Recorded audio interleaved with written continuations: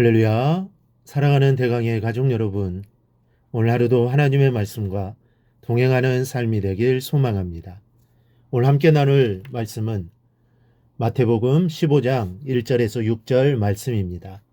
그때 바리새인과 서기관들이 예루살렘으로부터 예수께 나와 이르되 당신의 제자들이 어찌하여 장로들의 전통을 범하나이까? 떡 먹을 때에 손을 씻지 아니하나이다. 대답하여 이르시되 너희는 어찌하여 너희의 전통으로 하나님의 계명을 범하느냐? 하나님이 이르셨으되 내 부모를 공경하라 하시고 또 아버지나 어머니를 비방하는 자는 반드시 죽임을 당하리라 하셨거늘 너희는 이르되 누구든지 아버지에게나 어머니에게 말하기를 내가 드려 유익하게 할 것이 하나님께 드림이 되었다고 하기만 하면 그 부모를 공경할 것이 없다 하여 너희의 전통으로 하나님의 말씀을 폐하는도다. 아멘. 요즘엔 학생들이 아르바이트를 많이 합니다. 시간당 얼마씩을 계산하는 이 아르바이트입니다.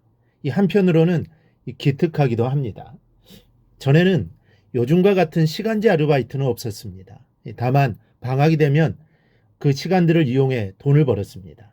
그렇게 번 돈으로 학비에 보태고 또 필요한 책을 사서 보고 부모님 선물도 하나 사고 그랬습니다. 그런데 요즘 아이들의 아르바이트는 목적이 다릅니다. 입고 싶은 옷을 사려고 돈을 법니다. 아직은 공부에 마음을 써야 할 아이들이 그렇습니다. 가격이 싸지도 않습니다. 시간당 몇천 원짜리 아르바이트를 몇 달을 해서 고생해서는 옷을 사고 가방을 사고 또 화장품을 사고 신발을 삽니다. 그렇게 고생해서 번 아까운 돈으로 책을 사는 아이들은 거의 없습니다. 이 부모님이나 동생들을 위해 쓰기보다는 나 아니면 기껏해야 남자친구나 여자친구를 위해 씁니다. 이 세태가 흘러가는 방향이 이렇습니다. 속보다는 겉에 온통 관심을 쏟고 살아가고 있습니다. 예수님 시대에도 그랬습니다. 아이들도 아닌 어른들이 어른 중에서도 존경받는 바리새인들과 서기관들이 그 주인공입니다. 이들은 예수님께 트집을 잡으려고 예루살렘으로부터 내려왔습니다. 먹기 전에 손을 씻는 것은 이 바벨론 포로 귀환 후 랍비들 중 저명한 장로들이 모여 제정한 유전인데 제자들이 음식을 먹을 때 손을 씻지 않고 먹은 것이 트집의 화근이 되었습니다. 당장에 화살이 날아옵니다. 왜 떡을 먹는데 제자들이 손을 씻지 않느냐는 식의 트집입니다. 예수님께서 그에 대해 많은 말씀을 하셨습니다. 그 골자는 이것입니다. 음식은 육신으로 들어간다. 손을 씻지 않아 위생상 좋지 않을지는 몰라도 그렇게까지 신경 쓸 것은 아니다.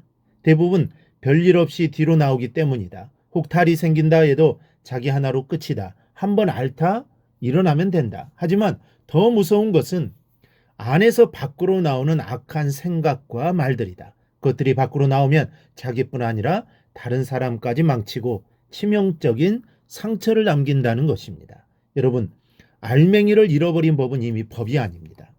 사실 손을 씻는 결례는 먼지가 많은 팔레스틴에서 위생을 지키기 위한 목적으로 만들어진 것입니다. 그렇다면 위생을 지키는 기준에서 결례를 지키면 되는 것입니다. 그런데 그것이 종교적 의미로까지 전용되어 그것으로 남을 정죄하고 판단하는 도구로 쓰여진다면 그것은 근본 취지에서 어긋나는 것일 뿐만 아니라 오히려 그것이 더 큰 죄가 됩니다. 오늘 이렇게 종교적인 외식으로 겉을 겹겹이 치장한 바리새인들과 서기관들의 옷을 주님은 무장해제 시켜버리고서는 이런 의미로 말씀하셨습니다. 사람의 계명으로 교훈을 삼아 하나님을 헛되이 경배하지 말라. 이 겉으로 화려하게 치장하는 것으로는 절대로 능력이 나타나지 않습니다. 사람들에게 어떤 감동도 주지 못합니다. 하물며 하나님께서 감동하시겠습니까? 영화에 나오는 이 슈퍼맨의 복장을 유심히 살펴보면 아랫도리를 보면 안팎이 바뀌었습니다. 슈퍼맨은 바지 위에 팬티를 입었습니다. 그것도 칼라 팬티를 멋지게 걸쳐 입었습니다. 여러분, 믿음의 슈퍼맨들도 뒤집어 입어야 합니다. 무엇을 뒤집어 입어야 하느냐? 세상을 뒤집어 입어야 합니다. 세상 사람들과 반대의 생각, 반대의 방법으로 살아야 한다는 말씀입니다. 세상의 방법을 따라가지 말라는 것입니다. 신기하게도 그렇게 하면 주님의 마음에 꼭 맞습니다. 요셉을 보십시오. 요셉의 삶이 그렇습니다. 요셉의 삶은 세상을 따라가는 삶이 아니었습니다. 그는 오로지 하나님과 함께하는 삶이었습니다.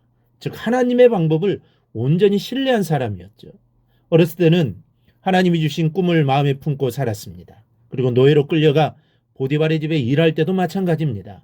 하나님께서 함께 하셔서 형통의 삶을 살았습니다. 그런데 어느 날 보디발의 아내가 유혹을 합니다. 얼마나 좋은 기회인지 모릅니다. 보디발은 장군이기 때문에 전쟁터에 많이 나갔기 때문에 집을 비울 때가 아마 많았을 것입니다. 그러니 보디발의 아내가 가정의 실제적인 주인이었을 것입니다. 그 사람이 요셉을 유혹합니다. 그 유혹을 받아들이기만 하면 지금보다 몇 배 더 편한 생활을 하게 될 것입니다. 보통 사람 같으면 넘어갔을 겁니다. 그리고 지금 요셉은 노예가 아닙니까? 그러니 거절할 위치도 되지 못합니다. 그러나 요셉은 달랐습니다. 세상의 방법이 아니라 하나님의 방법을 택하게 됩니다.